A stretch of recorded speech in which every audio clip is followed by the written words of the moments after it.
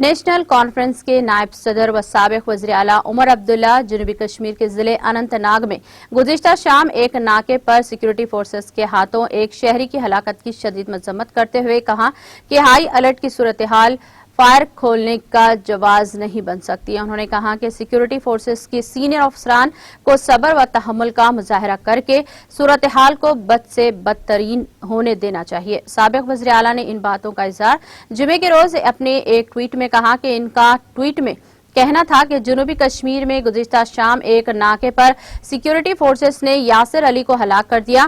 High alert کے طرح fire کھولنے کا جواز نہیں بن سکتا۔ سیکورٹی فورسز کے سینئر افسران کو چاہیے کہ وہ صبر و تحمل کے مظاہرے کو یقینی بنائیں تاکہ صورتحال بد سے بدتر نہ ہو سکے۔ انہوں نے مزید کہا کہ اس بہیمانہ قتل کی مذمت کرتے ہوئے میں پسماندگان کی خدمت میں تعزیت پیش کرتا ہوں۔ اللہ تعالیٰ مرحوم کی مغفرت فرمائے، آمین۔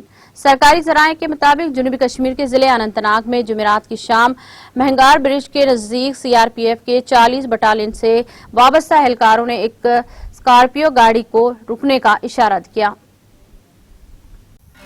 ناظرین، ہمارے ٹی ٹی وی نیوز کو سبسکرائب کریے، بیل آئیکن کو پریس کریے، شیئر کریے اور لائک کرنا نہ بھولیں۔ اور کسی ایڈورٹائزمنٹ سے متعلق جانکاری کے لیے ہمارے اس نمبر پر کانٹیکٹ کیجیے۔ ہمارا نمبر ہے 9550102020۔